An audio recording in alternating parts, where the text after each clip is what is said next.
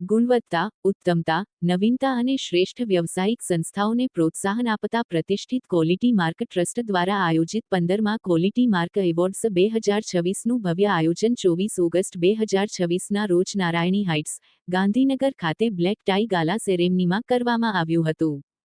છેલ્લા 15 વર્ષથી વિવિધ ક્ષેત્રોમાં ઉત્કૃષ્ટ કામગીરી, ગુણવત્તા પ્રત્યેની પ્રતિબદ્ધતા, નવીનતા અને જવાબદાર વ્યવસાયિક અભિગમ ધરાવતી સંસ્થાઓ અને વ્યક્તિઓને સન્માનિત કરતું ક્વોલિટી માર્ક એવોર્ડ્સ આજે એક પ્રતિષ્ઠિત મંચ તરીકે સ્થાપિત થયું છે. આ એવોર્ડ્સનો મુખ્ય ઉદ્દેશ ઉદ્યોગો અને સંસ્થાઓમાં ગુણવત્તાની સંસ્કૃતિને પ્રોત્સાહન આપવાનો તેમજ શ્રેષ્ઠ કામગીરી કરનારાઓને યોગ્ય ઓળખ અને પ્રોત્સાહન આપવાનો છે.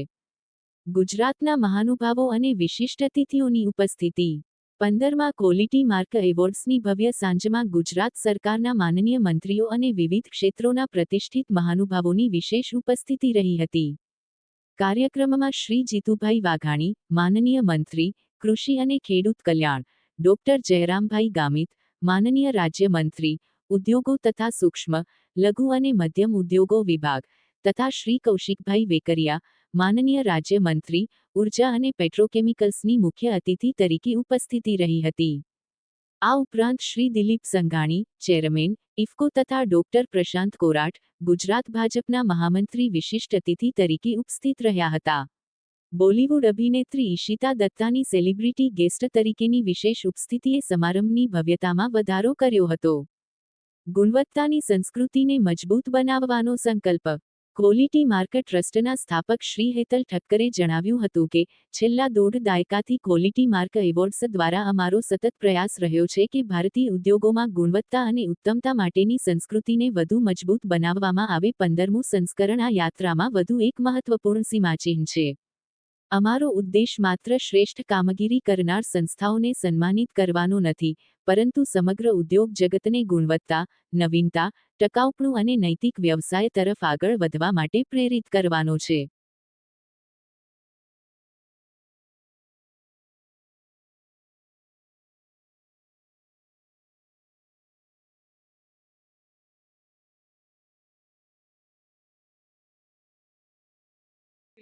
મારું નામ વિવેક ઠક્કર છે અને હવે આવનારું ક્વોલિટી માર્ક ટ્રસ્ટ જે છે એને હું આગળથી લઈ જવાનો છું, વધારવાનો છું. હું ખાલી એટલું જ કહીશ કે ક્વોલિટી માર્કનું વિઝન ફ્રોમ 2014 એક જ રહ્યું છે કે એમએસએમઈને આપણે એક એપ્રિશિએશન અને એક સ્ટેજ આપવું જોઈએ. આજે કલાકારો માટે બધા જોડે સ્ટેજ છે, રાઈટ? બધી ઇન્ડસ્ટ્રી અલગ અલગ જે થઈ રહી છે એના માટે બધાના અવોર્ડ્સ ને બધું થતું હોય છે, તો એમએસએમઈ સેગમેન્ટ માટે કેમ નહીં?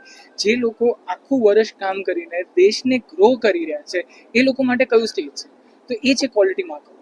ક્વોલિટી માર્ક અવોર્ડ્સ એક એવું સ્ટેજ છે કે જ્યાં બાજુ એમએસએમઈને પોતાનું એક સેલિબ્રેશન જોવા માટે મળે છે. લાઈક અહીંયા જેટલા બી વિનર્સ આવી રહ્યા છે એ કંઈક ને કંઈક રીતે ઇન્ડસ્ટ્રીમાં કંઈક ને કંઈક રીતે આગળ વધેલા છે, કંઈક ને કંઈક કામ કરેલા છે અને they have been amazing through there fields.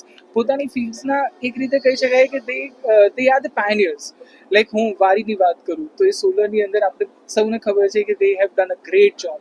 રેમંડની વાત કરું તો ફેબ્રિકના સેગમેન્ટમાં they have done an amazing job. તો એ પ્રકારની એમએસએમઈ અને એસએમઈઝને અહીંયા બાજુ આપણે એપ્રિશિએટ કરી રહ્યા છીએ. યંગ જનરેશનને ખાલી એટલું જ કહેવું છે મારું, અત્યારે સ્ટાર્ટઅપ્સનું મેઇન ફોકસ ચાલી રહ્યું છે. લાઈક એઝ પર આઈ નો છેલ્લા કેટલાય વર્ષોમાં ફ્રોમ ફ્યુ લેક્સ સ્ટાર્ટઅપ્સ તો અત્યારે આપણે લોકો 10 lakhs પ્લસ સ્ટાર્ટઅપ્સ ઉપર આગળ વધી ગયા છે, એટલા બધા રજિસ્ટર્ડ થઈ ચૂક્યા છે. તો એ દરેક સ્ટાર્ટઅપ, દરેક ઇનોવેટિવ જે લોકો જે કામ કરી રહ્યા છે એના માટેનું આ પ્લેટફોર્મ છે quality mark awards. Thank you. મારું નામ હેતલ ઠક્કર છે અને હું ક્વોલિટી માર્ક ટ્રસ્ટનો પ્રેસિડેન્ટ છું. હેતલભાઈ, આજે એક 5મી એવોર્ડ ફંક્શન 15મી એવોર્ડ ફંક્શન થવા જઈ રહી છે. કેટલા લોકો જોડાયેલા છે અને એવોર્ડનું મહત્વ શું? ક્વોલિટી માર્ક એ ગુજરાત અને હિન્દુસ્તાનનો પહેલો એવો એવોર્ડ ફંક્શન છે જે ક્વોલિટીને માધ્યમ એટલે ગુણવત્તાના માધ્યમથી અલગ અલગ શહેરોમાં અલગ અલગ ઉદ્યોગોને આઈડેન્ટિફાઈ કરી અને સન્માનિત કરે છે. ઘણા બધા એવોર્ડ ફંક્શન થાય છે, એ એક્સિલન્સ માટે થાય છે, સારા એક્સપોર્ટ માટે હોઈ શકે કે સારા મેન્યુફેક્ચરિંગ માટે હોઈ શકે, પણ ક્વોલિટી શબ્દને ધ્યાનમાં રાખી અને ક્વોલિટી મેનેજમેન્ટ સિસ્ટમ અને આઈએસઓ સર્ટિફિકેશનની સિસ્ટમને ધ્યાનમાં રાખી અને ક્વોલિટી એટલે કે ગુણવત્તા માટે કોઈ એવોર્ડ પ્રદાન થતા હોય તો એ મારા ધ્યાનમાં છે એવા ફક્ત એક જ છે જે ક્વોલિટી માર્ક એવોર્ડ છે. ખાસ કરીને આજે અહીંયા 30 જેટલા એવોર્ડ અલગ અલગ ઇન્ડસ્ટ્રીઝમાંથી લોકો આવશે અને સન્માનિત કરવામાં આવશે અને મુખ્ય અતિથિ તરીકે આપણા એગ્રી મિનિસ્ટર જે જીતુભાઈ વાઘાણી છે તેઓ અતિથિ છે. ચીફ ગેસ્ટ તરીકે. એમની સાથે સાથે ડૉક્ટર જયરામ ગામિત જે આપણા MSME મિનિસ્ટર છે તેઓ પણ અહીંયા હાજર રહેશે. સાથે સાથે દિલીપ સંઘાણી જે ઇફકોના ચેરમેન છે એ દિલીપભાઈ સાહેબ પણ અહીંયા હાજર રહેશે. અને આપણા બીજેપીના મહામંત્રી જે પ્રશાંત કોરાટ જે પ્રશાંતભાઈ છે તેઓ પણ અહીંયા હાજર રહેશે. અને બોલિવૂડથી ખાસ ઈશિતા દત્તા જેનું દ્રશ્યમ ફિલ્મ આવી ગયું છે અને દ્રશ્યમ આવી રહ્યું છે, દ્રશ્યમ 2-3, તેઓ પણ અહીંયા હાજર છે અને તેઓ પણ આ ફંક્શનમાં અહીંયા હાજરી આપશે. અને ઘણા બધા ગુજરાતી કલાકારો અને આખા દેશમાંથી અલગ અલગ રાજ્યોમાંથી અલગ અલગ વેપારીઓ અહીંયા લગભગ 250 જેટલા લોકો હાજર હશે, જેમાં 25 જેટલા એવોર્ડ અલગ અલગ કેટેગરીમાં આપવામાં આવશે. 25 થી 30.